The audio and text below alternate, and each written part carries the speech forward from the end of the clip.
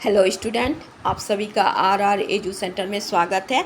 आज मैं भारत के गवर्नर जनरल संबंधित 25 MCQ लाई हूँ। देखते हैं आज का फर्स्ट क्वेश्चन। विलियम बेंटिक का पुस्तक किसने लिखा था? Option A Viscount, option B Colville, option C रेसलो, ऑप्शन डी वोल्गर। राइट आंसर है ऑप्शन डी वोल्गर।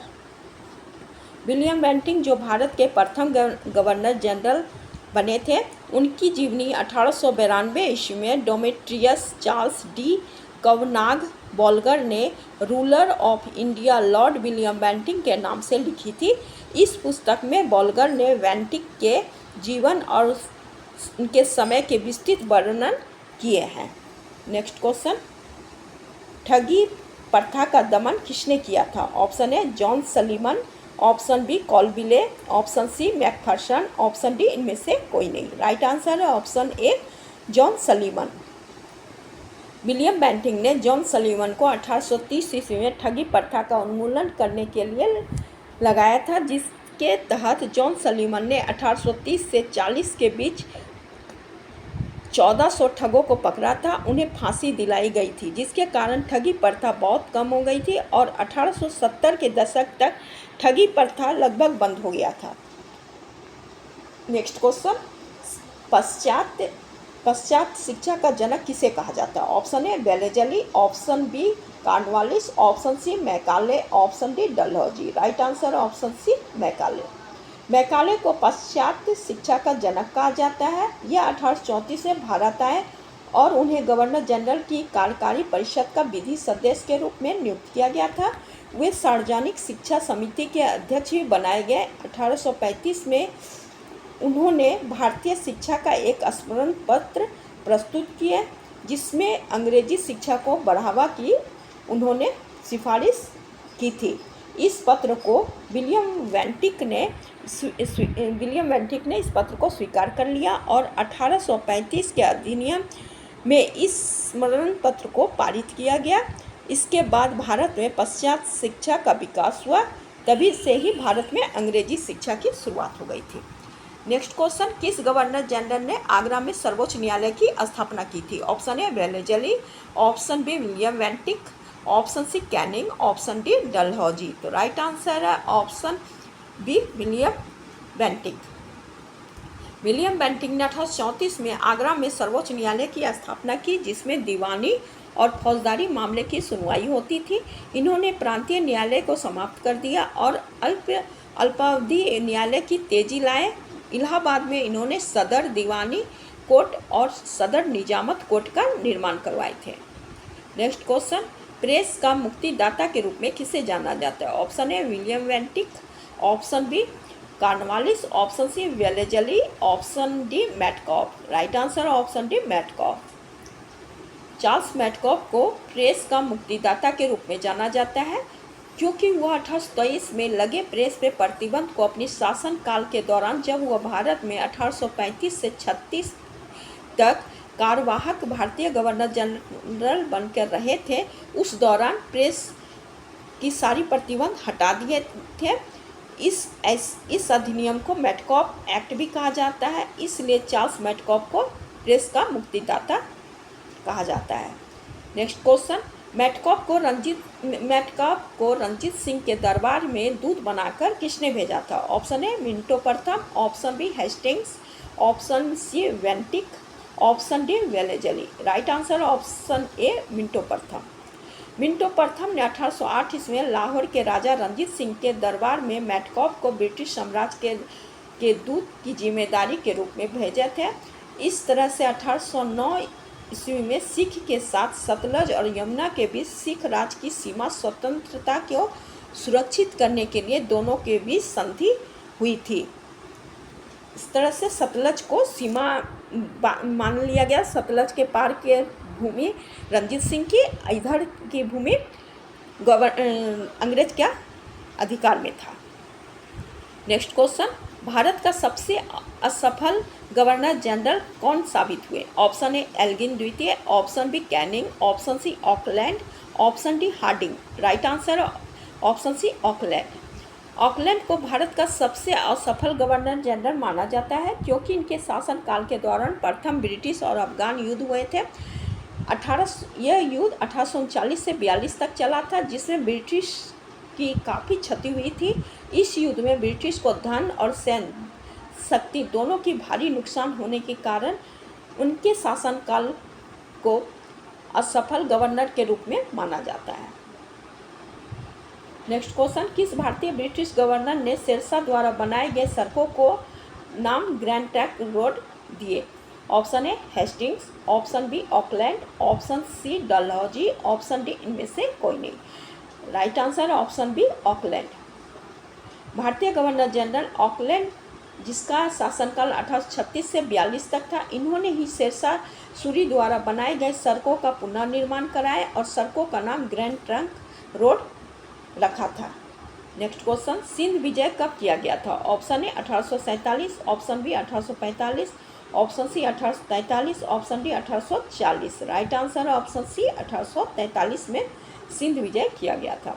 भारत के गवर्नर जनरल एलन बरो ने के शासनकाल में 1843 ईस्वी में चार्ल्स नेपियर के नेतृत्व में ब्रिटिश सेना ने सिंध विजय प्राप्त की और इसे ब्रिटिश साम्राज्य में मिला लिया था। Next question, bank of Mumbai की स्थापना किसके शासनकाल में हुई थी? Option A Dalhousie, option B Ellenborough, option C Napier, option D Hardinge. Right answer है option B Ellenborough. Bank of Mumbai की स्थापना 1840 ईस्वी में गवर्नर जनरल एलन बरो के समय में हुई थी। बाद में इसे इंपीरियल बैंक ऑफ इंडिया का नाम दिया गया, जो वर्तमान में भारतीय स्टेट बैंक के नाम से जाना जाता है। Next question, Roorkee engineering college की स्थापना कब हुई थी? Option A 1840, option B 1842, option C 1845, option D 1847। तो राइट आंसर है ऑप्शन डी 1847 में रुड़की इंजीनियरिंग कॉलेज की स्थापना हुई थी। रुड़की इंजीनियरिंग कॉलेज की स्थापना 1847 ईस्वी में भारतीय governor general sir Henry Hardinge के शासनकाल के दौरान हुआ था। इस कॉलेज का निर्माण का उद्देश्य गंगा नहर परियोजना के लिए स्थानीय इंजीनियरों को प्रशिक्षण देने के लिए किया गया था। इस कॉलेज को Thomason college of civil engineering के नाम से भी जाना जाता है, क्योंकि 1854 में इस कॉलेज का नाम Thomason college of civil engineering कर दिया गया था। नेक्स्ट क्वेश्चन, भारत में दास प्रथा का कब समाप्त हुआ था? Option A 1843, option B 1841, option C 1840, option D 1845। Right answer है ऑप्शन ए 1843 में भारत में दास प्रथा समाप्त हुआ था। भारत में दास प्रथा का समापन गवर्नर जनरल एलन बरो के शासनकाल में 1843 में पारित अधिनियम से किया गया था। इसे अधिनियम 5 भी कहा जाता है। इस अधिनियम के तहत भारत में दास की खरीद बिक्री पर रोक लगा दिया गया था। नेक्स्ट क्वेश्चन, प्रथम सिख युद्ध किस गवर्नर जनरल के शासन के दौरान हुआ था? Option A Cornwallis, option B Bentinck, option C sir Henry Hardinge, option D Ellenborough. Right answer है option C sir Henry Hardinge. Bharat में governor general sir Henry Hardinge शासनकाल में प्रथम सिख युद्ध हुआ था। 1845 से 46 में यह युद्ध हुआ था, जिसका नेतृत्व सर हार्डिंग और कमांडर इन चीफ ह्यूग गफ ने किया था। सिखों का नेतृत्व लाल सिंह और तेज सिंह ने किया था। इस युद्ध में अंग्रेजों की जीत हुई थी और सिखों की हार। इस युद्ध के तहत सिख साम्राज्य ब्रिटिश के संरक्षण में आ गए थे और कुछ सिख साम्राज्य को अंग्रेज ने अपने अधिकार कर लिया था। नेक्स्ट क्वेश्चन, डलहौजी भारत के गवर्नर जनरल किस वर्ष बने? Option A 1850, option B 1848, option C 1845, option D 1840। Right answer option B 1848। Lord Dalhousie Bharat के गवर्नर जनरल 1848 से 56 तक बने रहे। इनका मूल नाम एंड्रयू ब्राउन रेमेंसे था। लॉर्ड डलहौजी को भारत का सबसे सफल गवर्नर जनरल माना जाता है। इनके शासनकाल में बहुत सारे कार्य किए गए थे, इस कारण इन्हें सफल गवर्नर जनरल माना जाता है। नेक्स्ट क्वेश्चन, भारत में रेलवे की शुरुआत कब हुई थी? Option A 1859, option B 1857, option C 1855, option D 1853। Right answer है ऑप्शन डी 1853। भारत में रेलवे की शुरुआत 1853 ईस्वी में डलहौजी के शासनकाल के दौरान शुरू हुई थी। सर्वप्रथम मुंबई से थाने जाने वाली यात्री ट्रेन शुरू की गई, जो 35 किलोमीटर की दूरी तय की थी। इस ट्रेन में 40 डिब्बे, जिसमें 400 यात्री ने यात्रा की थी। 3 भाप इंजन द्वारा खींचा गया था इस ट्रेन को, जिसका नाम सुल्तान, सिंध और साहिब था। नेक्स्ट क्वेश्चन, द्वितीय सिख युद्ध किस गवर्नर जनरल के समय हुआ था? Option A Dalhousie, option B Elgin, option C Bentinck, option D Canning. तो राइट आंसर है ऑप्शन ए डलहौजी। डलहौजी के शासनकाल में द्वितीय आंग्ल सिख युद्ध 1848 से 49 के बीच हुआ था, जिसमें सिख बुरी तरह से पराजित हुए। पंजाब को ब्रिटिश साम्राज्य में मिला लिया गया। डलहौजी ने सिख राजा दिलीप सिंह को पेंशन देकर ब्रिटेन भेज दिया और उनकी मां रानी जिंदल को भी बाद में इंग्लैंड भेज दिया था। नेक्स्ट क्वेश्चन, डलहौजी ने ग्रीष्मकालीन राजधानी कहाँ बनाया था? Option A Kashmir, option B Darjeeling, option C Shimla, option D Nainital. Right answer option C Shimla. Dalhousie ने 1864 ईस्वी में शिमला को ग्रीष्मकालीन राजधानी बनाया था, जिसका कारण यह था कि शिमला ठंडा इलाका था और गर्मी में के दिन में ठंडा स्थान में रहने के लिए शिमला को राजधानी बनाया था।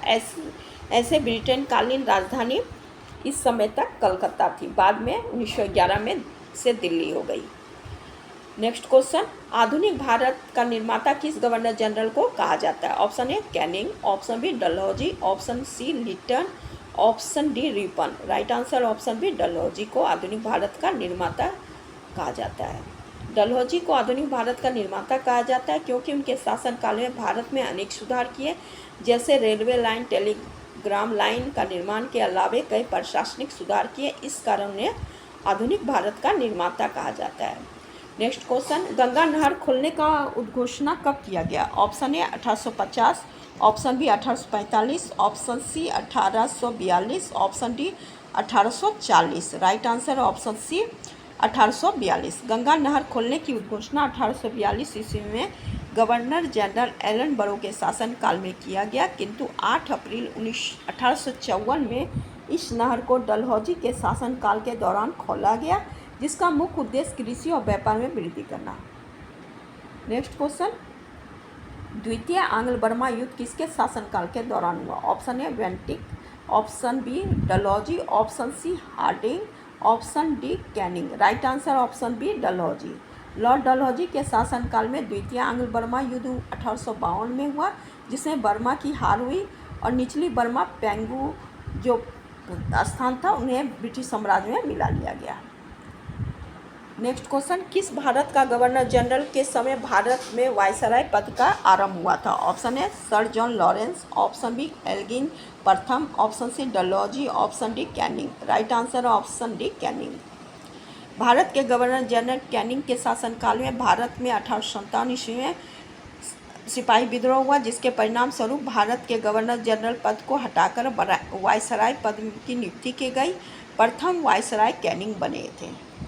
नेक्स्ट क्वेश्चन, किस भारत के गवर्नर जनरल ने हड़प नीति द्वारा भारत के कई प्रांतों को ब्रिटिश साम्राज्य में मिला लिया था? Option A Dalhousie, option B Hardinge, option C Hastings, option D Canning. Right answer option A Dalhousie. Dalhousie ने हड़प नीति द्वारा कई प्रांत को ब्रिटिश साम्राज्य में मिला लिया था। हड़प नीति के तहत अगर किसी राजा को अपना कोई पुत्र नहीं था तो उन्हें गोद लेने का अधिकार से वंचित करके उनके साम्राज्य को ब्रिटिश साम्राज्य में मिला लेते थे। इस नीति को हड़प नीति का नाम दिया गया था। भारत में कई प्रांत को ब्रिटिश साम्राज्य में इस नीति से मिला लिया गया था। 1857 के विद्रोह के बाद इस नीति का समापन हुआ था।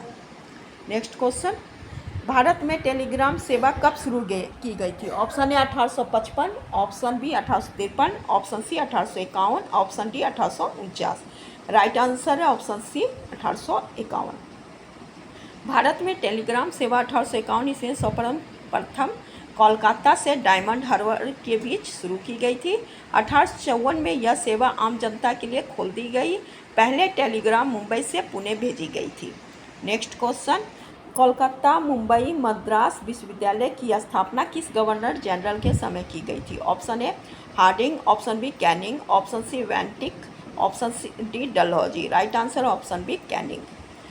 लॉर्ड कैनिंग के शासनकाल में 1857 ईस्वी में 3 विश्वविद्यालय कोलकाता, मुंबई और मद्रास विश्वविद्यालय की स्थापना की गई। कोलकाता विश्वविद्यालय की स्थापना 24 जनवरी 1857, मुंबई विश्वविद्यालय 18 जुलाई 1857, मद्रास विश्वविद्यालय 5 सितंबर 1857 ईस्वी में की गई थी। इन विश्वविद्यालय की स्थापना को भारत में आधुनिक विश्वविद्यालय की शुरुआत का प्रतीक मानी जाती है।